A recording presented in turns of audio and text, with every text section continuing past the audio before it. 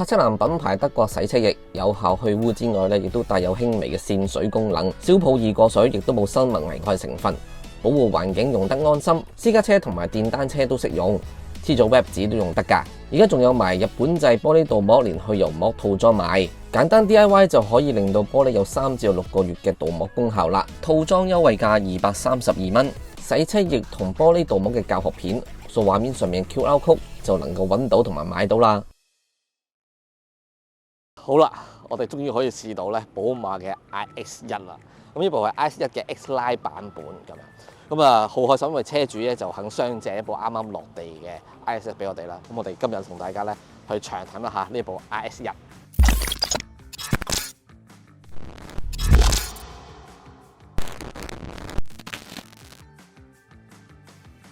呢部 iX1 咧係 X-Line 版本，而唔係 M Sport。最大分別係 X-Line 面向嘅係家庭用家，喺軌面罩、前後防護底板、門檻、車側窗框同埋行李箱頂架都用咗電鍍裝飾，都係想玩家庭戶外活動感覺。而 M Sport 就當然係操控同埋性能為主，車身氛圍唔同之外咧 ，M Sport 仲有 Boost 撥片，可以額外喺10秒之內多40匹馬力。iX1 用 FAL 底盤，呢個底盤本身已經兼容到電車嘅高壓電池同埋摩打，電池容量64.7 kWh， 分佈喺底盤嘅地台中央，續航力以 WLTP 標準計咧都有440公里。快速充電咧就最高支援130 kW， 29分鐘就已經能夠充滿到80% 嘅電。AC 電嘅話咧都支援最高22 kW， 0至100% 充電咧大概要4粒鐘。雖然部車又重達2噸啦，但係扭力有494 Nm 同埋313匹馬力，0至100加速咧只係需要5.6秒，而且佢係雙摩打4驅同埋德國仔。咁咧今日咧就好開心啦 ！iX1 咧我哋終於可以試到啦。咁首先即係多謝車主，咁同埋多謝我哋一位讀者，因為有位讀者話俾我聽咧，因為原來已經開始收車嘅時候咧，我哋先揾到車主，咁車主亦都好慷慨咧，相借咧，咁我啱啱攞車冇耐嘅 iX1 咧就俾我哋。咁因為咧，即係傳媒嘅試車咧，真係未有啊！因為我問咗好多次，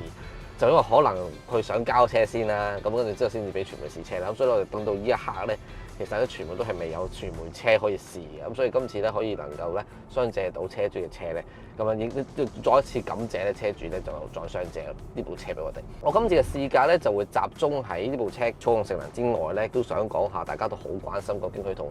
EQA350咧有啲咩分別嘅？咁頭先啱啱同車主傾個偈，了解咗，亦都揸咗一陣間啦，好短，雖然好短時間，但係都已經好感受到嗰個呢部車嘅性能操控同埋同 EQA 嘅分別㗎啦。因為之前做過好多功課，本身都有一定了解啦嚇，而家都感受都幾深嘅。嗱，首先講下呢部 iX1 嘅少少操控嘅感覺先。大家都知道呢部車係雙摩打4驅啊，雙摩打4驅咧，其實確實喺電動車嚟講咧係比較好嘅。始終電動車咧比較重啊，呢部車咧就重超過2噸。好多嘅電動車咧，通常都係前驅嘅摩打大量嘅關係嘅話咧，扭力咧發動嘅時候，你又要轉彎嘅時候咧，咁啊部車太重咧，其實會影響到長積力嘅。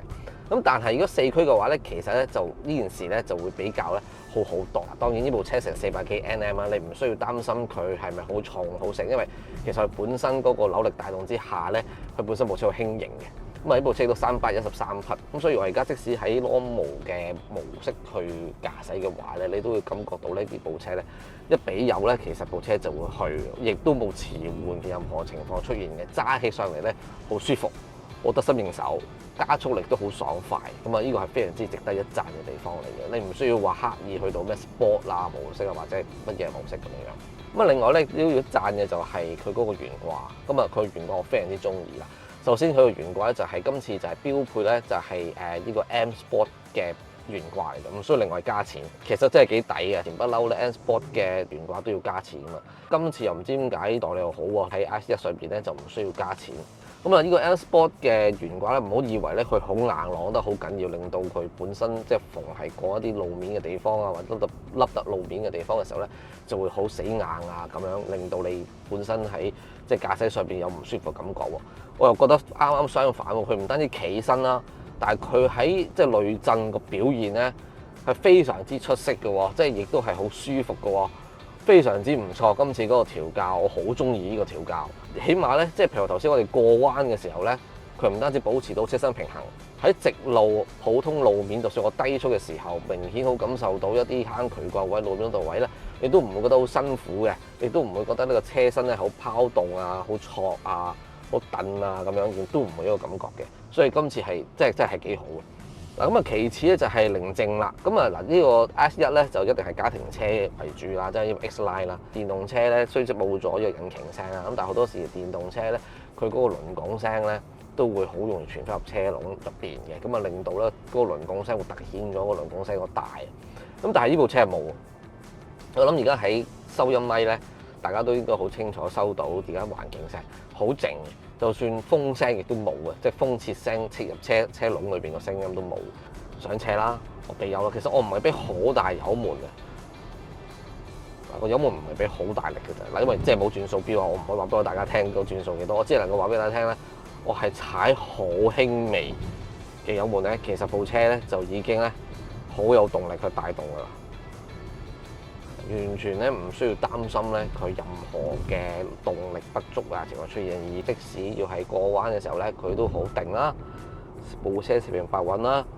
入彎嘅循跡力亦都好好啦，都係呢部車值得一讚嘅地方。咁啊，如果佢同 EQA350比較起上嚟嘅話咧，其實兩者咧都係嗰樣嘢啦，因為 EQA350嘅都係四驅啦，咁所以咧佢都係一比較嘅時候咧都會即刻有嗰個動力帶動嘅。咁但係咧，而家咧最先決條件咧就係在於究竟喺寶馬或者喺 Benz 上邊喺廠方對於車嘅調教，究竟你中意邊一樣多啲啦？咁因為始終咧唔同以前汽油車啦，因為燃油車嘅，譬如我哋係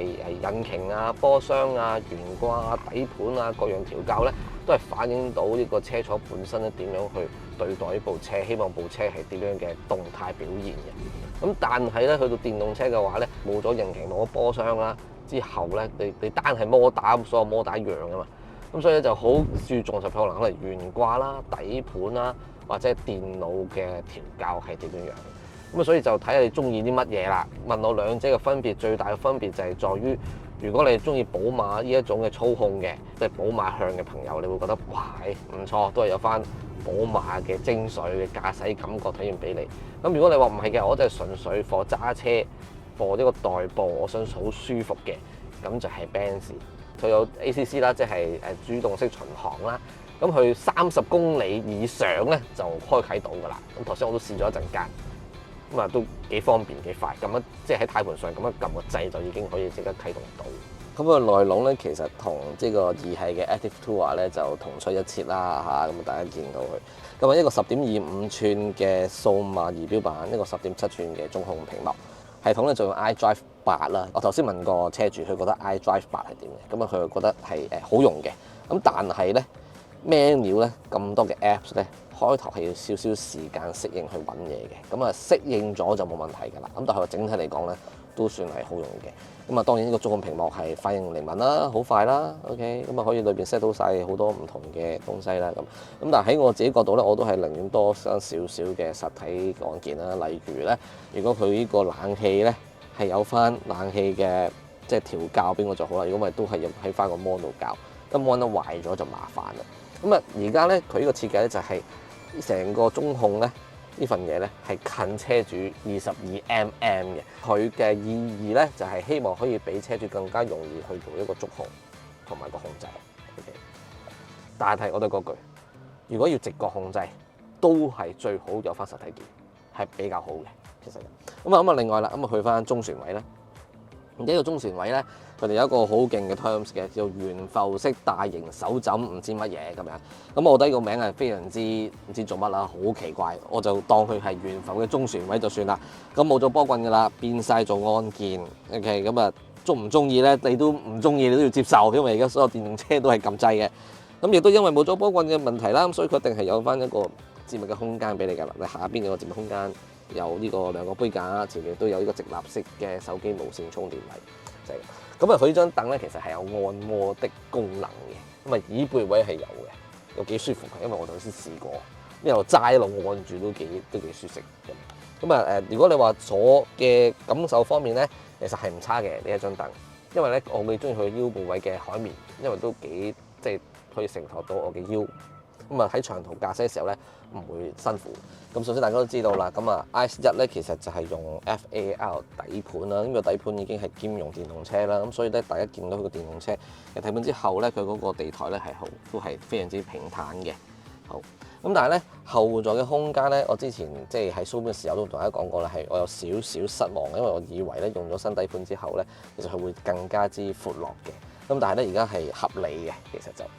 而家係合理嘅。大家睇下我個膝頭哥同埋椅背空間，其實都合理，因為佢都好聰明啦，佢將個椅背位咧其實就係即係好似做個凹位咁樣啦，咁令到嗰個膝頭哥空間更加即係有翻個距離啦。咁但係比我想象中咧，如果佢可以再闊啲就比較好啲咁樣。咁但係因為可能成日都用咗 RX3 去做比較啊咁樣。咁但係佢比 EQA 好好多㗎啦，因為 EQA 大家知道其實係 CLA 由改電而成啊。咁佢因為佢嗰個電咧會令到呢個即係 EQA 嘅尾座咧會更加升起嘅，令到嗰個腳咧嗰個屈曲更加之幅度之更加大。咁所以 EQA 嘅後座係好難坐嘅。咁但係要對比上嚟咧 RX1 咧，其實因為佢用咗呢個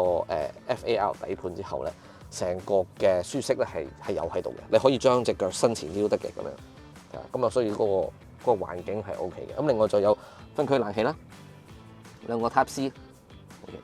嗰張凳咧中規中矩嘅嗰個感覺，我覺得駕駛席即係嗰個座椅好啲，乘客位嗰張座椅咧就中規中矩，唔係話太過舒適或者太過差咁樣。大家見到個尾箱啦，嗱個尾箱嘅容量咧就有540公升啦，咁樣左右兩邊咧都有一個少少嘅接駁空間啊。左邊咧就唔係膠嘅，但係右邊咧係膠嘅。你如果有需要的話啦嚇，就可以擺少少濕貨都得嘅。右邊咧亦都上面有一個12V 嘅電源插頭咁樣。好啦，咁啊另外咧就想講下，如果佢瞓低咗之後咧，佢就可以釋放到1600公升嘅容量空間啦，好犀利啊 OK。咁但係有樣嘢要提嘅就係咧，我要出嚟先，出嚟先。點解咧？就因為當我哋揭起塊板，嗱呢度一個浴缸位啦，係咪？仲有喺好啦，成個空間係咁樣嘅。咁所以咧，如果你有必要需要嘅話咧，其實佢下邊呢個空間咧，其實都可以俾你擺到更加多嘅物件。嗱呢部車咧，除咗實體車匙之外咧，其實 App 咧都可以當呢個車匙去公用嘅。咁咧就同大家簡單去講下呢個 App 咧有啲乜嘢嘅功能啦，因為功能都幾多元化嘅，同埋都 OK 實用嘅。嗱，首先咧喺個畫面上面就見到有電量啦，有仲有餘下幾多公里數啦，餘下幾多電量啦。咁下方咧就有呢個由左手邊開始就係鎖車啦、解鎖啦、大燈啦、響安啦，同埋開啟冷氣嘅功能嘅。下邊咧就會見到有地圖。首先講個地圖先，嗱地圖咧其實見到自己而家部 RX1 啦。咁但係咧，另外咧，其實如果譬如話你自己身處嘅地方同部車唔係同一個地方，譬如話我喺翻九龍半島嘅，咁但係部車我依然都係喺香港嘅話咧，我身處嘅 location 咧，其實我有藍色點嘅。咁其實咧可以俾你睇到，其實部車可能只有俾朋友或者部車喺其他地方嘅時候，你可以即刻見到部車嘅所在地啦。咁呢個好處係在於咩咧？因為佢仲有一個功能咧，就係叫做寶馬 Digital Key Plus 嘅。咁呢個就有個我的 Digital Key 啦，咁其實咧就代表住佢可以 share 你即係個車匙俾唔同嘅朋友啦，即係唔使俾個實體車匙人啦。咁當你借車俾人嘅時候咧，就可以更加之方便啦。咁所以亦都個原因嘅話，所以佢俾個地圖你睇，就俾你睇到部車究竟去咗邊度啦。最後補充一下 RX1 一啲我觀察到可以改善嘅地方。作為司機雖然覺得避震懸掛表現出色，但係作為乘客坐後座嘅拋動感覺係比 RX3 強。稍微影響駕駛體驗，頭燈咧就只有 Auto。雖然大部分嘅車主而家都只係會用 Auto 啊，但係我依然覺得如果可以有埋手動開關嘅話咧，就更加理想。